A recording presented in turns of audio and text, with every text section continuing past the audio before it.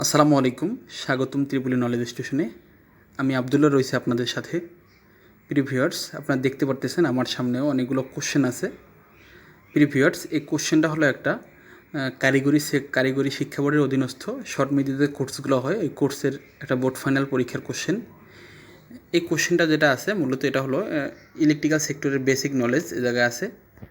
প্রিয় ভিউয়ার্স, এই কোশ্চেনটার অ্যান্সারগুলো একদম ডিপ্লোমা ইঞ্জিনিয়ার তথা যারা নতুন বিএসসি ইঞ্জিনিয়ারিং শেষ করেছেন, একদম যারা ইন্টার কমপ্লিট করার পরে বিএসসি করেছেন তাদের জন্য খুব জানা দরকার। এছাড়া যারা ইলেকট্রিশিয়ানের এবিসি লাইসেন্সের জন্য ফর্ম পূরণ করেছেন তাদের জন্য এগুলো জানা খুবই দরকার। প্রিভিয়ার্স, আমার এই জায়গায় প্রথম যে কোশ্চেনটা আছে এটা হলো অতি সংক্ষিপ্ত কোশ্চেন। 1 নম্বর যে কোশ্চেনটা হলো, একটি পরমাণুর তৃতীয় কক্ষপথে অবস্থিত ইলেকট্রন সংখ্যা কয়টি? আমরা জানি পরমাণুর মডেল 3টা কণিকা থাকে, ইলেকট্রন, প্রোটন, নিউট্রন। এই ইলেকট্রনের ভিতরে কিন্তু অনেকগুলো কক্ষপথ থাকে। যে কক্ষপথগুলো এরকম যে এর সূত্র হলো 2n²।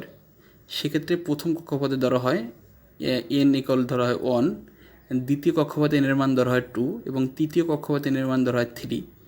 2n² ধরলে সেক্ষেত্রে 2 ইন্টু n এর মান 3 ধরলে, যেহেতু তৃতীয় কক্ষপথে জায়গা চেয়েছে 3²। 2 ইন্টু 3² হবে 9 = 18টি। সেক্ষেত্রে বুঝতে পারলেন পরমাণুর তৃতীয় কক্ষপথে অবস্থান সংখ্যা, ইলেকট্রনের সংখ্যা হলো 18টি। তারপরে একটি ভালো পরিবাহীর কী কী গুণাগুণ থাকা দরকার? আমরা জানি পদার্থ 3 ধরনের, পরিবাহী, অপরিবাহী এবং অর্ধপরিবাহী। এদের একটা ভালো পরিবাহী বলা হয়েছে। ভালো পরিবাহীর যেসব গুণাগুণ থাকা দরকার তা হলো অবশ্যই সেটা উচ্চ পরিবাহীতে থাকতে হবে, উচ্চ পরিবাহী সম্পন্ন থাকতে হবে এবং অধিক নমনীয় হতে হবে, তাপ গুণাঙ্ক কম হতে হবে, অবশ্যই ঝালাই উপযুক্ত হতে হবে এবং সেটা ক্ষয়রোধক হতে হবে। প্রিভিয়ার্স, তারপর যে কোশ্চেনটা আছে, স্কিনিং কাকে বলে? স্কিনিং শব্দের অর্থ কিন্তু শেষে ফেলা। আমরা জানি কেবল জয়েন্টের ধাপ হলো 5টা, এর ভিতরে প্রথম ধাপ হলো স্কিনিং। স্কিনিং শব্দের অর্থ হলো ইনসুলেশন সরানো। কেবল জয়েন করার জন্য প্রথমেই স্কিনিং করতে হয়। সেক্ষেত্রে স্কিনিং কাকে বলে? কেবলের ইনসুলেশন সরানোকেই স্কিনিং বলা হয়। তারের জয়েন্ট কেন করা হয়? প্রিভিয়ার্স, তারের জয়েন্ট করা হয় দৈর্ঘ্য বাড়ানোর জন্য। তার বা কেবলে যে জয়েন্টটা করা হয় একটাই কারণ, দৈর্ঘ্য বাড়ানোর জন্য। এসএম কি? এটা বলতে একটা কেবলের ইউনিটকে বোঝানো হয়। আবার এসএম কিন্তু এরকম একটি স্কোয়ার মাল্টি। এসএম বলতে ট্রান্সফরমার বাঁধার কাজে যে তারটা ইউজ করা হয়, মূলত এটা এসএম তার। আরই, আরএম ও এসএম, আপনারা নিশ্চয়ই আরই এবং আরএম বুঝে থাকেন। এসএম হলো স্কোয়ার মাল্টি, যেটা ট্রান্সফরমার ওয়েন্ডিং করার কাজে ব্যবহার করা হয়। তারপরে পিপিই এর পুনরূপ লেখো। পিপিই এর পুনরূপ হল পার্সোনাল প্রোটেক্টিভ ইকুইপমেন্ট, যেটা সেফটি ইকুইপমেন্টের অপর নাম। ইনসুলেশন রেজিস্ট্যান্সের একক কী? প্রিভিয়ার্স, আপনারা সবাই জানেন রেজিস্ট্যান্স অর্থ হলো বাধা। এই রেজিস্ট্যান্সের একক হলো ওহম। ইনসুলেশন যেহেতু এ জায়গায় অ্যাড করছে, সেক্ষেত্রে শুধু ওহম লেখলে হবে না, কিন্তু এ জায়গায় লিখতে হবে মেগা ওহম। প্রিভিয়ার্স, তারপরে যে কোশ্চেনটা আছে, একই মানের দুটো রেজিস্ট্যান্স প্যারালালে সংযোগ করলে সমতুল্য রেজিস্ট্যান্সের মান কত হবে? একই মানের দুটি রেজিস্ট্যান্স প্যারালালে সংযোগ করলে সমতুল্য রেজিস্ট্যান্সের মান হবে অর্ধেক।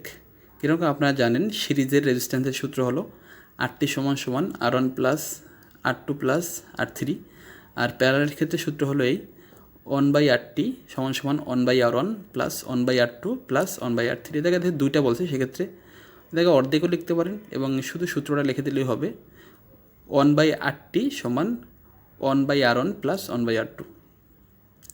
সিরিজ সার্কিটে সব লোডের কারেন্ট সমান থাকে কেন? সিরিজ সার্কিটের উল্লেখযোগ্য বৈশিষ্ট্য হলো সিরিজ সার্কিটে ভোল্টেজ ভাগাভাগি হয় এবং কারেন্ট সমান থাকে। এছাড়া সিরিজ সার্কিটে কারেন্ট চলাচলে কিন্তু একটি মাত্র পথ থাকে। এসব কারণেই কিন্তু এ জায়গায় কারেন্ট সবসময় সমান থাকে। ওয়ারিংয়ের ইনসুলেশন রেজিস্ট্যান্স পরীক্ষা কেন করা হয়? প্রিভিয়ার্স, ওয়ারিংয়ের ক্ষেত্রে দেখা যায় একটা ইনসুলেশন রেজিস্ট্যান্স পরীক্ষা করা হয়, যে জায়গায় হাই রেজিস্ট্যান্স পাওয়া যায়। এই ইনসুলেশন রেজিস্ট্যান্স টেস্ট করার জন্য মূলত মেগার ব্যবহার করা হয়। এটা টেস্ট করার একটাই কারণ, কেবলের ইনসুলেশনের কারেন্ট বাধা দেওয়ার ক্ষমতাকে ইনসুলেশন রেজিস্ট্যান্স বলা হয়। কেবলের ইনসুলেশনের কার্যকারিতা দেখার জন্যই ইনসুলেশন রেজিস্ট্যান্স পরিমাপ করা হয়। সুইচ নিউট্রাল তারে সংযোগ করা হয় না কেন? প্রিভিয়ার্স, নিরাপত্তা বিধি যেগুলো আছে এর ভিতরে একটা হলো সুইচে কখনো নিউট্রাল কানেকশন করা যাবে না, কেননা নিউট্রাল কানেকশন করা হলে দুর্ঘটনার সম্ভাবনা অনেক বেশি থাকে। যখন একটা ইলেকট্রিশিয়ান কাজ করবে উনি তো নর্মালি বুঝবে যে সুইচে ফেস কানেকশন হয়, সেক্ষেত্রে দেখা যায় একটা মারাত্মক দুর্ঘটনা হতে পারে। দুর্ঘটনা রক্ষার জন্য আর্থিংয়ের উপাদান কয়টি? আর্থিংয়ের উপাদান হলো তিনটি।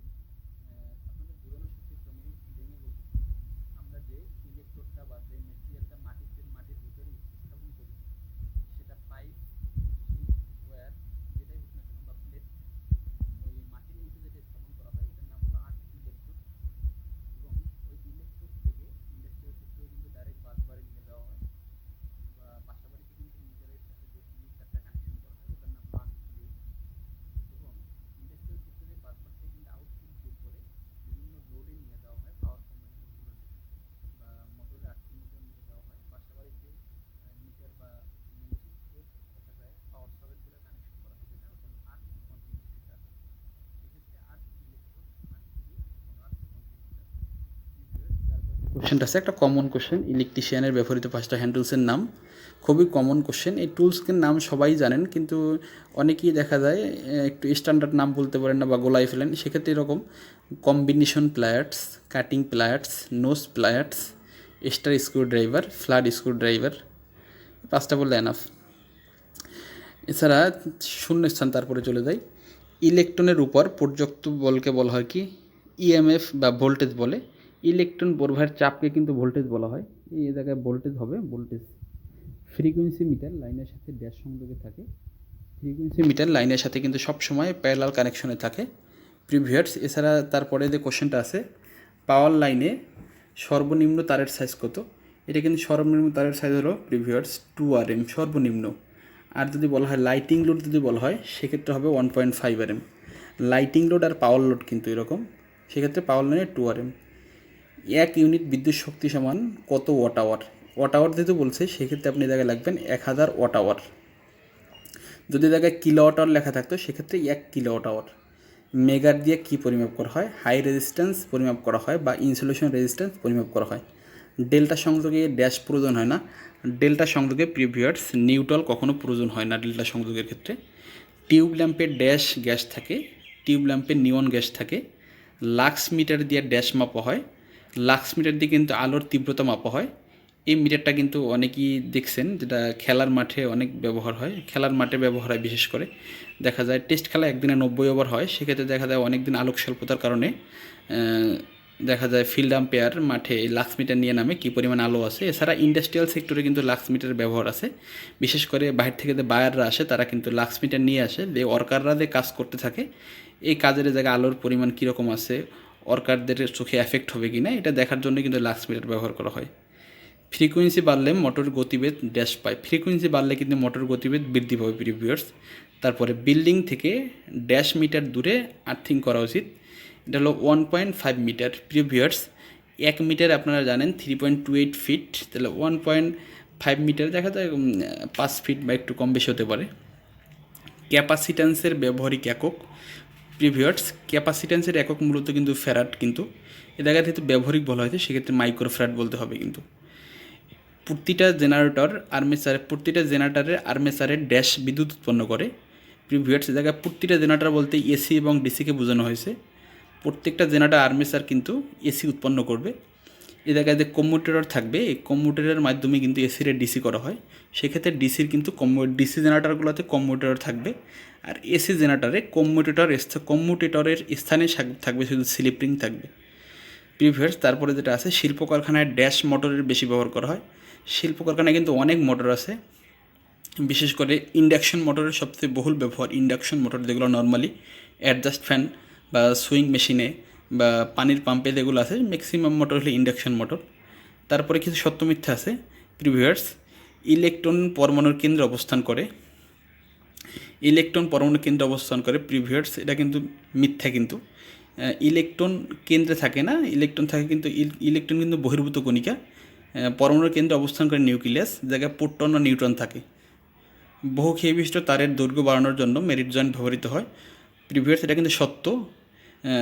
নর্মালি কিন্তু বহুক্ষেত্রী বিশিষ্ট তারের জয়েন্ট করার জন্য মেরিট জয়েন্ট ব্যবহার করা হয়। মেরিট জয়েন্টগুলো কিন্তু আমার যদিও জয়েন্ট নিয়ে ভিডিও আপলোড করা নাই আমার চ্যানেলে, আমি নেক্সটে জয়েন্ট নিয়ে ভিডিও আপলোড করব। বহুঘী বিশিষ্ট কেবলে মেরিট জয়েন দেওয়া হয়। প্রিভিয়াস তারপরে যে কোশ্চেনটা আছে, তাপমাত্রা পরিবর্তন সাথে সাথে পরিবাহীর রেজিস্ট্যান্সের কোনো সম্পর্ক নাই, এটা মিথ্যা। তাপমাত্রা কিন্তু বাড়লে কিন্তু অবশ্যই রেজিস্ট্যান্স কমে যাবে। তাপমাত্রা দেখা যায় নর্মালি তাপমাত্রা যদি কমে যায় সেক্ষেত্রে রেজিস্ট্যান্স কিন্তু বৃদ্ধি পায়। নর্মালি আমরা দেখি শীতকালে বিদ্যুৎ বিল কিন্তু অনেক কম আসে, এর কারণ কি বাধা বেড়ে যায়, তার মানে কারেন্ট চলাচলটা কম করে। তারপরে যেটা আছে বৈদ্যুতিক শক্তির একক হলো ওয়াট, পাওয়ারের একক ওয়াট, শক্তি তো পাওয়ার সত্য। বৈদ্যুতিক ফিলামেন্ট টাংস্টানের তৈরি, এটা কিন্তু সত্য প্রিভিয়ার্স। আমাদের নর্মালি যে ইনক্যান্ডেসেন্ট ল্যাম্প যেগুলো আছে এর ফিলামেন্ট তৈরি টাংস্টানের। সিঙ্গেল ফেজ মোটরে সাধারণত 2টি কয়েল থাকে প্রিভিয়ার্স, সিঙ্গেল ফেজ মোটরে কিন্তু 2টাই কয়েল থাকে। সিলিং ফ্যান জাস্ট এগুলোই স্টার্টিং কয়েল আর রানিং কয়েল। মোটা তারের রেজিস্ট্যান্স বেশি প্রিভিয়ার্স, এটা কিন্তু মিথ্যা। চিকন তারের রেজিস্ট্যান্স বেশি হয়, মোটা তারের রেজিস্ট্যান্স কম। স্টেয়ারকেস সার্কিটে এসপিডিটি সুইচ ব্যবহার করা হয়। এই এসপিডিটি সুইচ বলতে 3 টার্মিনালওয়ালা সুইচকে বোঝানো হয়। এটা মূলত single pole double throw. Stair মানে সিঁড়ির সার্কিটে কিন্তু নর্মালি একটি বাতিকে 2 জায়গা থেকে নিয়ন্ত্রণের জন্য কিন্তু এই এসপিডিটি সুইচ ব্যবহার করা হয়, সত্য। ফিউজ ওয়্যার নাইক্রোম তারের তৈরি প্রিভিয়ার্স, এটা কিন্তু মিথ্যা। নাইক্রোম তার কিন্তু হাই রেজিস্ট্যান্স সম্পন্ন একটা তার, যেটা বিভিন্ন জায়গায় ব্যবহার করা হয়, যেটা বিশেষ করে হিটারে ব্যবহার করা হয়। লাইন ভোল্টেজ হচ্ছে ফেজ ভোল্টেজের 3 গুণ প্রিভিয়ার্স, এটা কিন্তু মিথ্যা। লাইন ভোল্টেজ হচ্ছে 2টা ফেজের মাধ্যমে যে ভোল্টেজটা পাওয়া যায়, 2টা ফেজে নর্মালি 440 ভোল্ট, আর ফেজ ভোল্টেজ হলো একটা ফেজ আর নিউট্রালে যে ভোল্টেজ পাওয়া যায়, এটা √3 দিলে কিন্তু সত্য হতো, তো √3 দেয় না, সেক্ষেত্রে এটা মিথ্যা হবে। পোলারিটি টেস্ট করা হয় কেবল ইনসুলেশন পরিমাপ করার জন্য প্রিভিয়ার্স, ইনসুলেশন পরিমাপ করার জন্য পোলারিটি টেস্ট, এটা কিন্তু মিথ্যা। পোলারিটি টেস্ট কিন্তু আলাদা লাইনের জন্য ব্যবহার করা হয়। ইন্ডাকটিভ লোডে পাওয়ার ফ্যাক্টর মান লিডিং হয়, এটা কিন্তু মিথ্যা প্রিভিয়ার্স। পাওয়ার ফ্যাক্টর মান ইন্ডাকটিভ লোডে ল্যাগিং হয়। এই পাওয়ার ফ্যাক্টর নিয়ে কিন্তু আমার চ্যানেলে কিন্তু ভিডিও আপলোড করা আছে। এছাড়া ট্রান্সফরমার রেটিং কেন কেভিএতে প্রকাশ করা হয় এটা নিয়েও কিন্তু ভিডিও আপলোড করা আছে। ওই ভিডিওটা দেখলেও আমরা আশা করি ক্লিয়ার ধারণা পাবেন এই কখন লিডিং হবে বা কোন লোডে ল্যাগিং হবে বা কখন একক পাওয়ার ফ্যাক্টর থাকবে। তারপরের কোশ্চেনে চলে যায় প্রিভিয়ার্স তারপরে কিন্তু সঠিক উত্তর আছে। দেখেন এই সঠিক উত্তরটা এরকম যে একটি আদর্শ সার্কিটে কয়টা অংশ থাকে। একটা সার্কিট আদর্শ হতে হলে তার সর্বনিম্ন 5টা উপাদান থাকা চাই: সোর্স, পরিবাহী, লোড, নিয়ন্ত্রণ যন্ত্র, প্রোটেক্টিভ যন্ত্র। সবচেয়ে ভালো পরিবাহী প্রিভিয়ার্স জায়গায় কিন্তু সোনা, রূপা, তামা, আপনি যেটাই দেন সেটাই হবে, কিন্তু সবচেয়ে ভালো পরিবাহী বললে সোনা বলা হয়, কিন্তু আমাদের ইলেকট্রিক্যাল সেক্টরে তামার ব্যবহার অনেক, সেক্ষেত্রে তামা দিলেও হবে, সোনা দিলেও হবে। তারপরে প্রিভিয়ার্স 4টি 1.5 ভোল্টের ড্রাই সেল সিরিজে সংযোগ করলে মোট ভোল্টেজ পাওয়া যায় কত।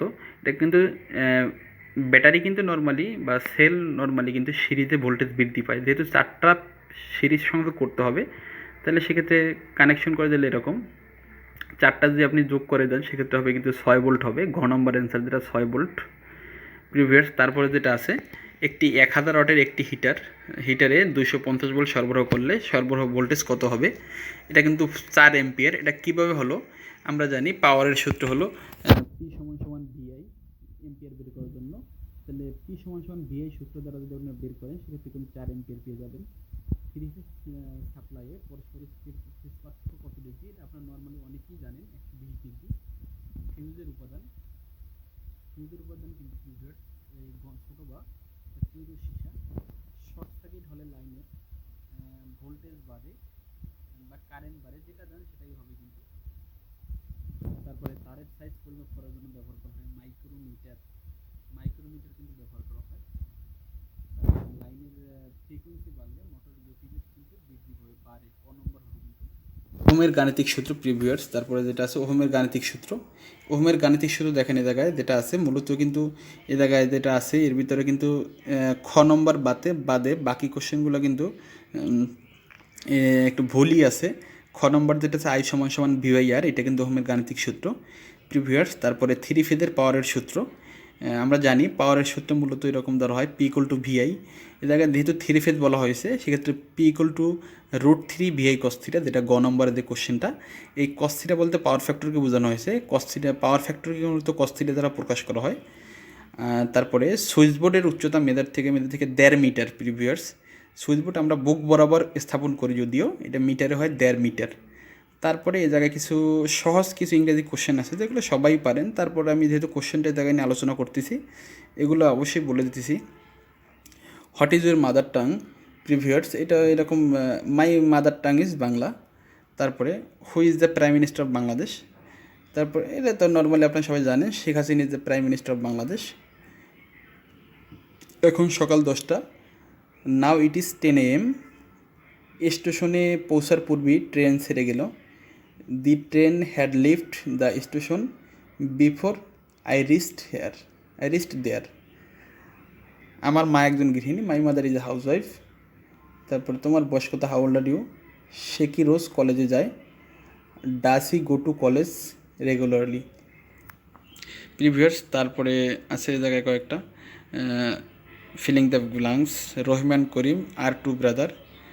দেয়ার is a university in front of my house. It has been suffering fever since Monday last. Previous. সেক্ষেত্রে এই কোশ্চেনগুলোর অ্যান্সারগুলো আপনারা সবাই পেয়ে গেলেন। যদি কোনো কোশ্চেনের অ্যান্সার বুঝতে সমস্যা হয় সেক্ষেত্রে কমেন্ট বক্সে অবশ্যই লিখবেন। আমি আপনার কমেন্ট বক্সের ওইটা নিয়ে আমি আবার নেক্সট ভিডিও করার চেষ্টা করব। ওরকম ক্রিটিক্যাল হলে ভিডিও করব, আর সহজ হলে আমি কমেন্ট বক্সে লিখে দেবো। প্রিভিয়ার্স, আমার ভিডিওটি দেখার জন্য অসংখ্য ধন্যবাদ। ভালো থাকবেন। আসসালামু আলাইকুম।